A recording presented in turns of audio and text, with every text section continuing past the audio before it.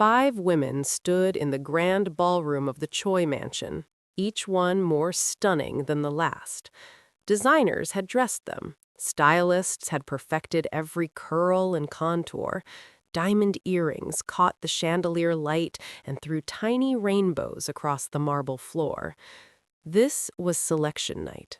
The evening Jae Choi, the most feared Korean mafia boss in Los Angeles, would watch his son choose a bride worthy of the empire. But Jin Choi wasn't looking at any of them. His eyes drifted past the silk gowns and rehearsed smiles, past the champagne flutes and the nervous laughter, straight to the corner of the room where a young black woman stood holding a silver tray. She wore a plain uniform, no jewelry, no makeup worth mentioning. Her name was Maya, and she had been the Choi family's maid for 6 years, invisible to everyone in that room except the one person who mattered most. Jin turned to his father. The room noticed. Conversations died mid-sentence. Glasses stopped clinking. Every pair of eyes locked onto the air as he opened his mouth and said the words that would shatter the evening. "I want her." He pointed toward the corner. "Not the pretty lady, her. I want Maya." The silver tray slipped. Crystal hit marble and exploded into 100 pieces. Maya stumbled backward, her heart hammering so loud she was sure the whole room could hear it. She didn't understand. She was the help. She poured drinks and pressed shirts and kept her head down. She wasn't supposed to be chosen. She wasn't supposed to be seen. Jae didn't blink. He didn't shout. He didn't move. He simply froze, the kind of stillness that comes right before a hurricane makes landfall. His jaw locked. His knuckles whitened around the armrest of his chair. For 30 years, he had built this empire on control. Every deal, every alliance, every marriage in this family had been calculated. And now his only son had just torn the blueprint apart in front of everyone who mattered. The 5 women exchanged horrified glances. The guests whispered behind their hands. But Jin stood tall, chin raised, eyes locked on his father like a man who had already counted the cost and decided to pay it anyway. Jaewa's voice came out low and cold, the kind of quiet that made grown men step backward. Everyone out. People moved fast. Heels clicked, chairs scraped, doors opened and shut. Within 60 seconds, the grand ballroom held only 3 people: a father burning with fury, a son refusing to bend, and a maid who still didn't understand what had just happened to her life. Jae turned his gaze to Maya. It felt like standing in front of a furnace. "Not you," he said softly. "You stay." The door closed behind the last guest, and Maya realized she was alone with the most dangerous man in Los Angeles, and he was not smiling. Jae didn't raise his voice. That was the terrifying part. He spoke the way a surgeon handles a scalpel, precise, calm, and capable of cutting deep without warning. "Sit down, Maya." She sat, not because she wanted to, because her legs wouldn't hold her anymore. Jae studied her for a long moment, the way a predator studies something it hasn't decided to eat yet. Then he leaned forward. "Let me tell you a story. Years ago, a woman tried to enter this family without the right name, the right blood, the right connections. She believed love was enough. She learned otherwise." He didn't say what happened to her. He didn't need to. The silence said everything. "I have an offer for you," Jae continued, pulling an envelope from inside his jacket and sliding it across the table. $200,000, cash, tonight.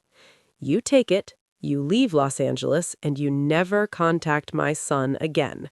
No one follows you, no one hurts you. You simply disappear."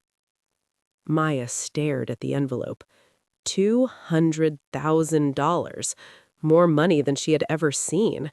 More than her mother had earned in a lifetime of cleaning other people's houses. Enough to start over anywhere in the world. "And if I stay?" she whispered.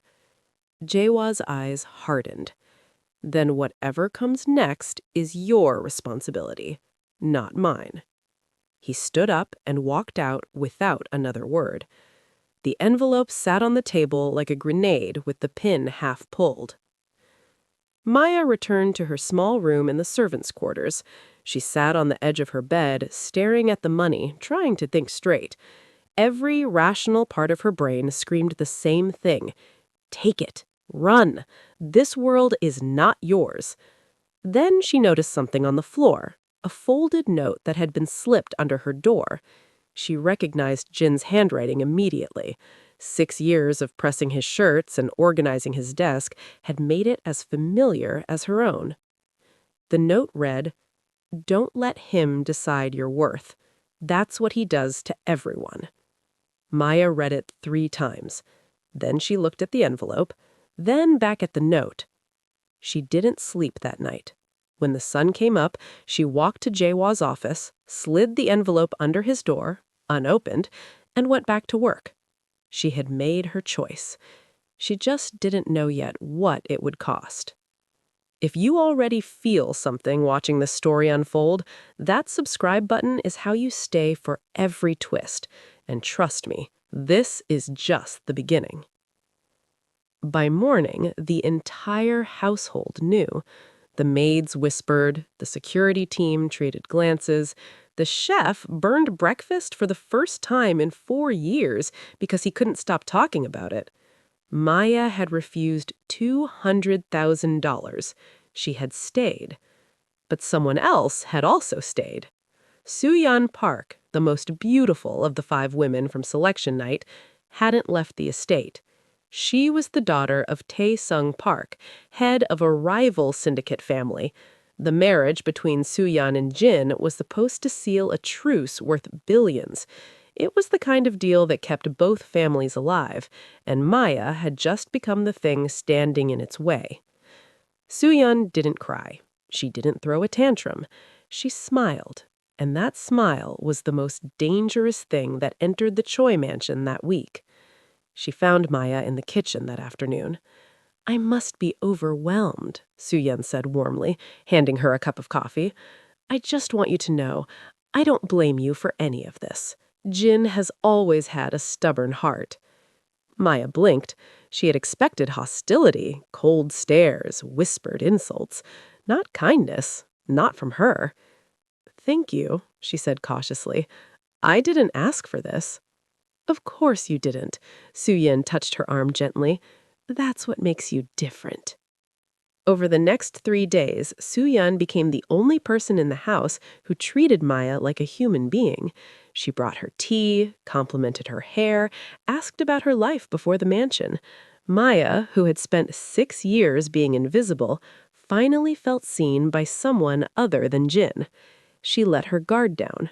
Just slightly. Just enough. Meanwhile, Jin was gone. Jae had sent him on a business trip to Seoul, an assignment that was clearly designed to put an ocean between them. Before he left, Jin found Maya alone in the service hallway. He had 30 seconds before the car arrived. "Your father won't attack you directly. That's not his style. He'll isolate you. He'll make you feel like you don't belong until you convince yourself to leave.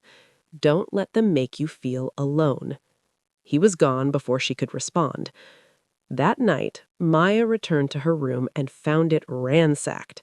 Drawers pulled open, clothes scattered, but only one thing was missing: her mother's photograph, the only personal item she had brought to this house, the only picture she had of a woman who died when she was 19.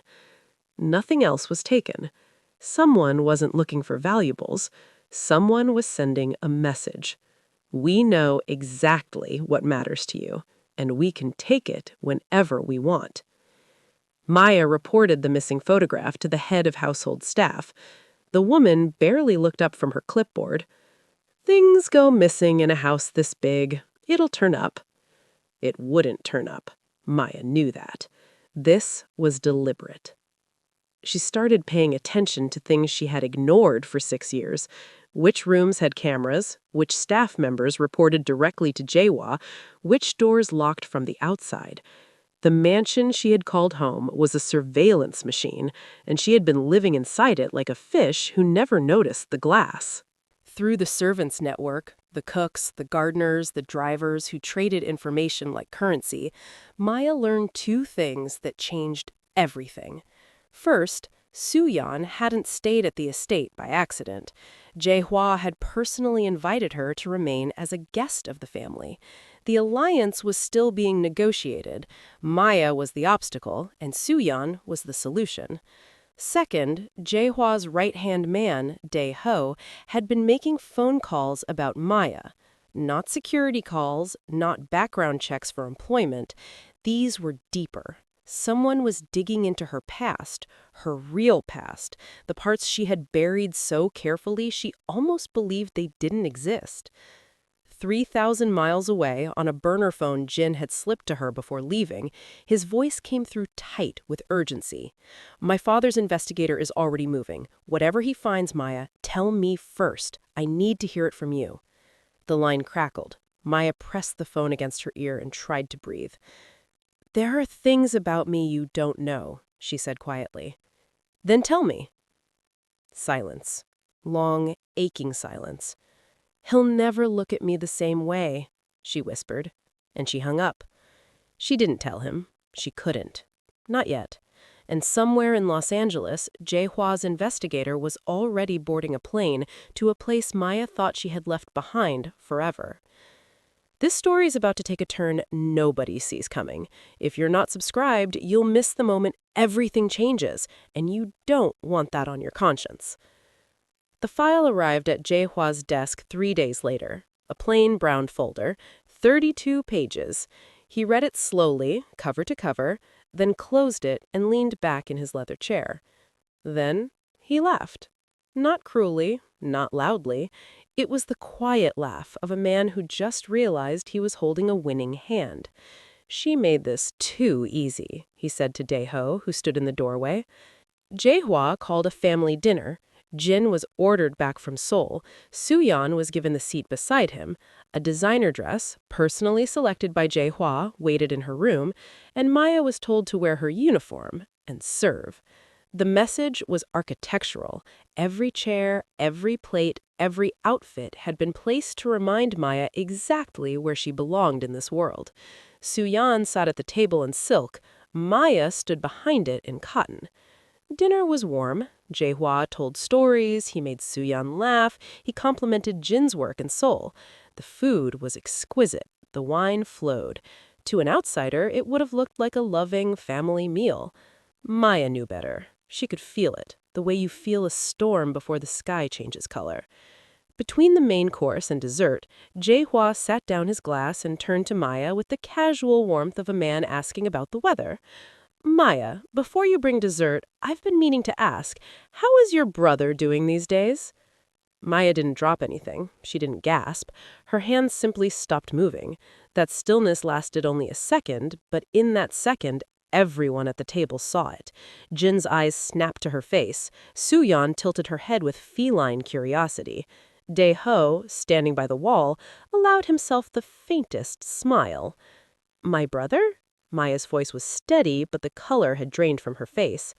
"Yes, Elijah, isn't it? I do hope he's well." Maya excused herself to the kitchen. She gripped the counter so hard her knuckles turned white. 30 seconds later, Jin appeared in the doorway. His face was stone, his voice was a blade. "Tell me now." Maya turned around. Her eyes were wet, but her spine was straight.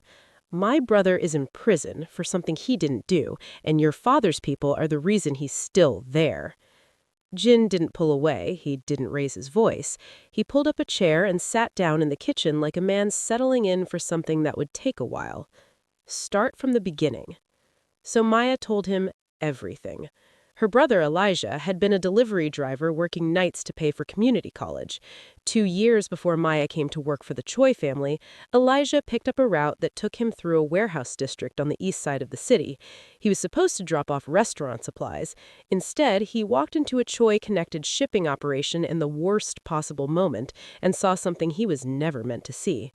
Dejo supervising a transfer of unmarked crates. 3 weeks later, Elijah was arrested for armed robbery at a convenience store 6 miles away. Security footage was blurry. The witness was a man who owed the Choi syndicate money. The public defender assigned to the case had 47 other clients that month. Elijah was convicted in 9 days. Maya took the job at the Choi mansion 4 months after the verdict. Not for money, not for a better life. She took it because she believed the evidence to clear her brother existed somewhere inside that house, inside the records of a man powerful enough to frame an innocent person and forget it by breakfast. Every day for 6 years, Maya said, her voice cracking for the first time, I cleaned your father's floors and pressed his shirts and smiled when spoken to. And every night I went back to my room and told myself, one more day, one more closer to finding the truth.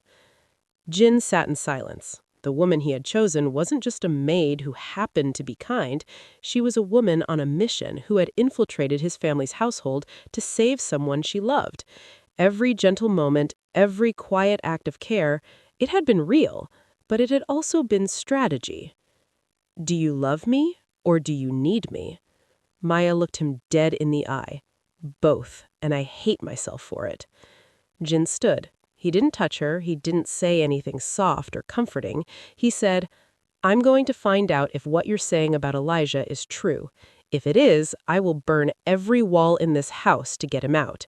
He paused at the door. If it's not, don't be here when I get back. He walked out. Maya sat alone in the kitchen under the fluorescent light, and for the first time in 6 years, she let herself cry. Not because she was afraid, because she had finally told the truth. And the truth doesn't promise anything except that you can stop carrying it alone. Jin didn't sleep that night. He went into the family's private records room, a vault beneath the east wing that required his thumbprint and a 6-digit code. He had access because he was the heir. He had never used it for anything other than business audits. Until now. It took him 4 hours to find it. The file was buried inside a property acquisition folder labeled Eastside Logistics. Inside were shipping manifests, payment receipts, and a single document that stopped Jin's breathing, a signed directive from Dejo authorizing the removal of a witness to the March 14th transfer. Below that, a police contact's name, a payment of $40,000, and Elijah's full name circled in red ink. Maya had been telling the truth. Her brother hadn't just been framed. He had been deliberately targeted because he could identify Dejo at the warehouse. And the order hadn't been forged or hidden. It was filed neatly, like routine paperwork.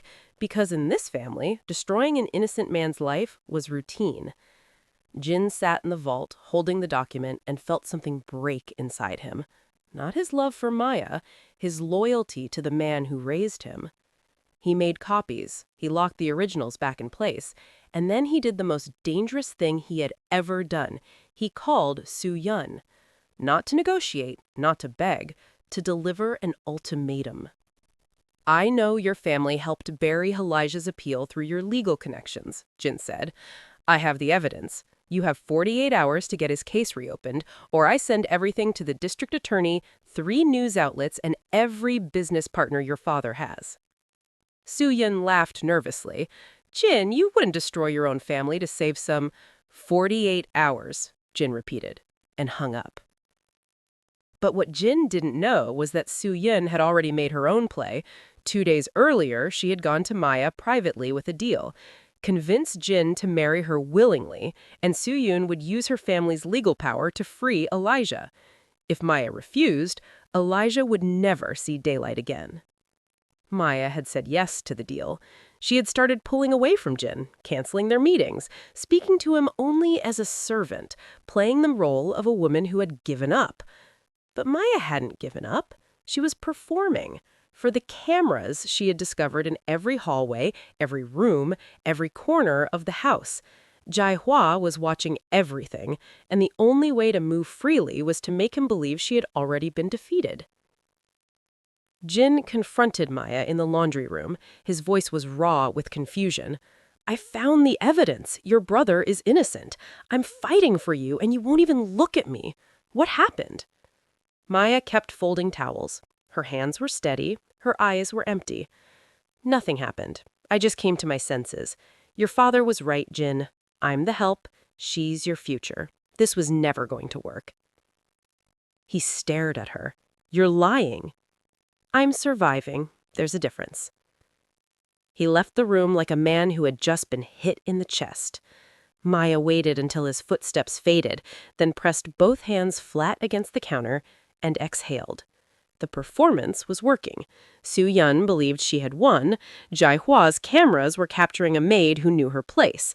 And Maya now had access to parts of the house that had been locked to her for 6 years. Because Su-Yun, grateful for Maya's cooperation, had given her new duties: arrange flowers in the guest wing, organize the upstairs study, deliver documents to Jai-Hua's private office. Jai-Hua's private office, the room where the original files lived, the room Maya had been trying to reach for 6 years. She moved carefully. 3 days of building trust, 3 days of yes ma'am and lowered eyes and perfectly folded napkins. On the 4th night, she slipped into the study during a shift change when the cameras cycled through a 45-second blind spot she had timed with a stopwatch. The file cabinet was unlocked. The folder was there. She photographed every page: shipping manifest, the signed directive, payment records, all of it. Her hands trembled, but her focus didn't. She was sliding the folder back into place when she heard footsteps. Heavy, deliberate. The door handle turned. The door opened, and the man standing there was not Jai-Hua. It was Dejo, the man who had framed her brother. He looked at Maya, he looked at the open cabinet, he looked at the phone in her hand. Then he smiled. "I was wondering when you'd try this. Right now, your heart is beating faster. You need to know what happens next. If you're not subscribed, you're gambling with the story, and you will lose. Hit that button. Don't say I didn't warn you." Dejo closed the door behind him. He didn't call security. He didn't reach for his phone. He pulled up a chair and sat down like a man who had been waiting for this conversation for a long time. "Give me those photographs," he said calmly, "and I'll give you something better than anything Jin Kim can offer." Maya didn't move. Her thumb hovered over the phone screen. Dejo laid out his offer with the precision of a man who had rehearsed it. He had been planning to overthrow Jai-Hua for years. The old boss was losing his edge, making emotional decisions, letting his son's rebellion weaken the organization. Dejo had the connections, the loyalty of key lieutenants, and the patience. All he needed was leverage, and Maya had just handed it to him. "Give me those files," Dejo continued. "I use them to remove Jai-Hua. Jin takes over, your brother walks free, you get everything you want, and I get everything I've earned." Maya studied him. This was the man who put an innocent person in a cell for 6 years to protect himself. A man who framed her brother the way someone files a parking ticket, without thinking twice. "No," she said. Dejo's smile vanished like a light being switched off. "You have 24 hours. Then I tell Jai-Hua everything. The photographs, the fake surrender, the burner phone, all of it." Maya walked out of the office with her phone still in her hand and her pulse crashing in her ears. She had 24 hours before every wall closed in. 24 hours before Dejo burned her to save himself. She did the one thing nobody in this house ever expected from the quiet maid who folded towels and kept her head down. She went straight to Jin, and she told him everything. The deal with Su-Yun, the fake rejection, the photographs, Dejo's ambition, every secret, every lie, every move she had made in the shadows. She laid it all on the table, like a woman who had finally decided that the truth was the only weapon she had left. Jin listened without interrupting. When she finished, the room was so quiet she could hear the fountain in the courtyard 3 floors below. Then Jin picked up his phone. He didn't call his father. He didn't call a lawyer.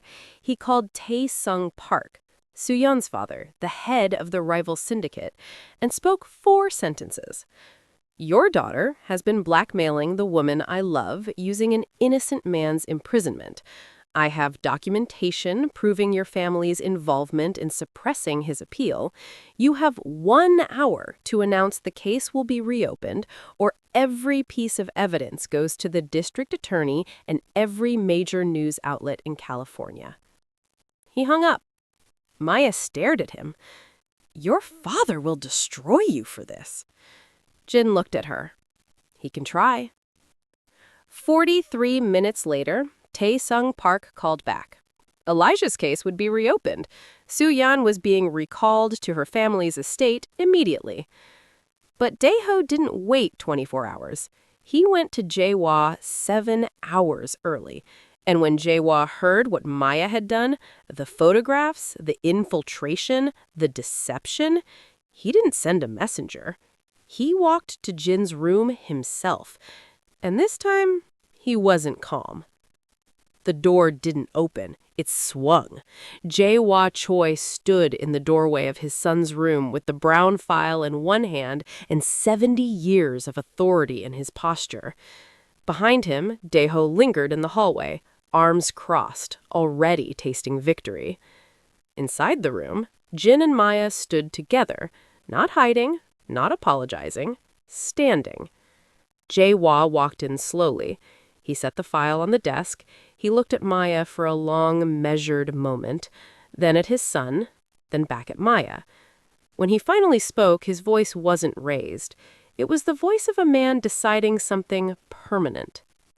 You came into my home under false pretenses. You used my family's trust to steal private documents. You manipulated my son.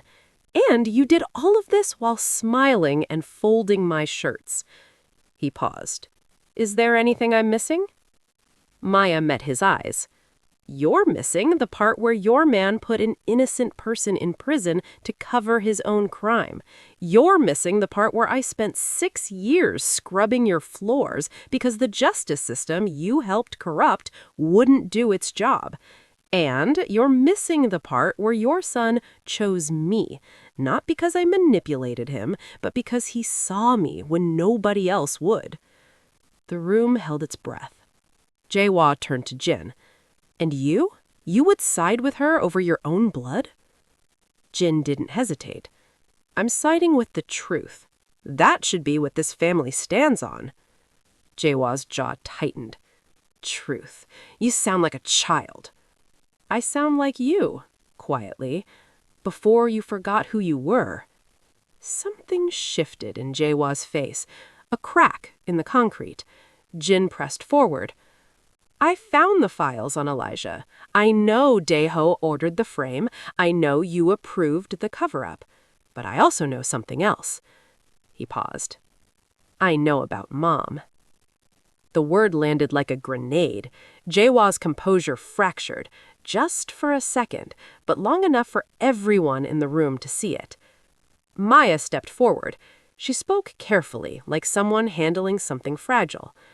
Hae Jin wasn't from a powerful family. She wasn't part of the plan. Your own father opposed the marriage. You chose her anyway, because you loved her more than the empire told you to. Silence.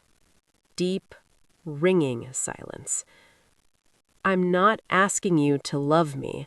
I'm asking you to remember who you were before grief turned you into this, because the man who married Hae Jin would never have let an innocent person rot in prison, and he would never have tried to buy off the woman his son loves. Jae-wha said nothing for a long time. Then he turned slowly toward the hallway, where Dejo still stood, arms crossed, waiting for the order to remove Maya permanently.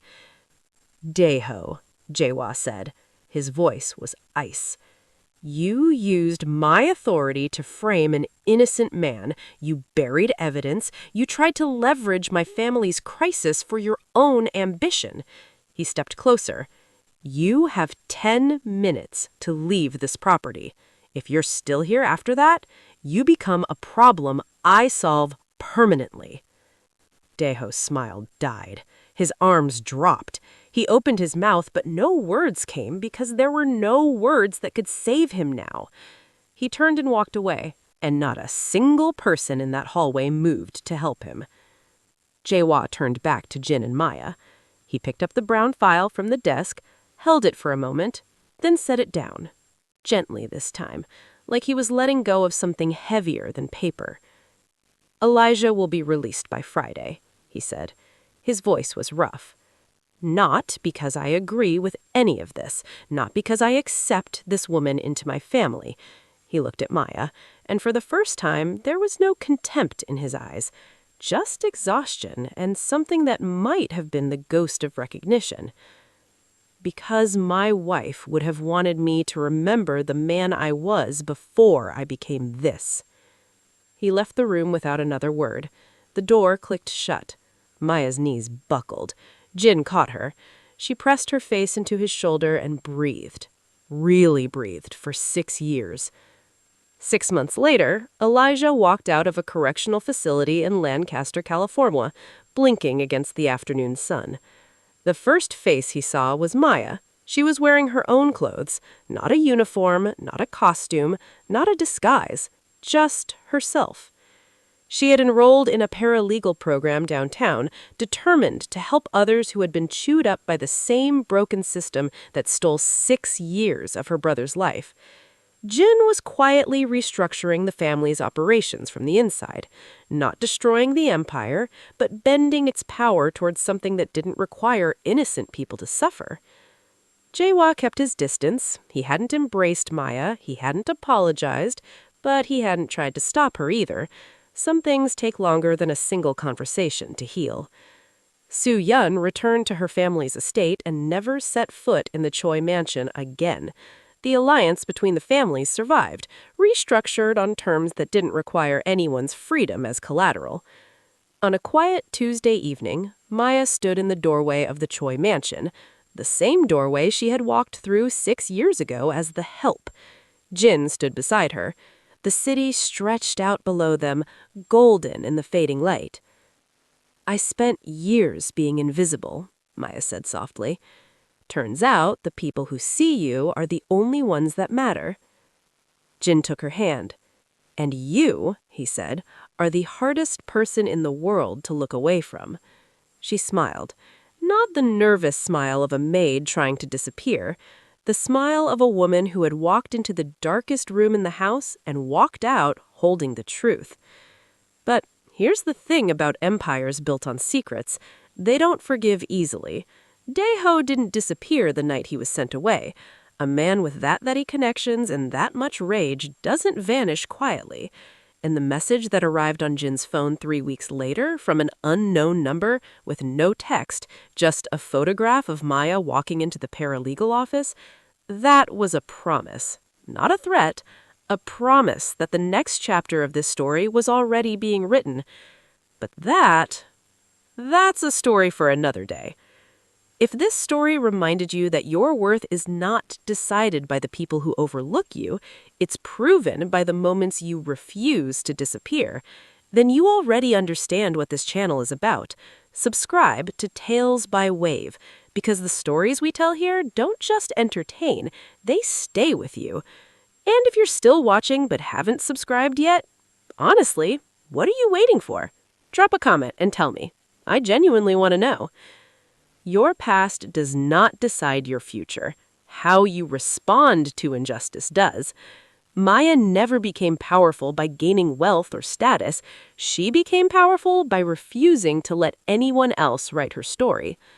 Love built on truth survives what love built on convenience never can. And the people who try hardest to make you invisible are almost always the ones most afraid of what you might become once you step into the light.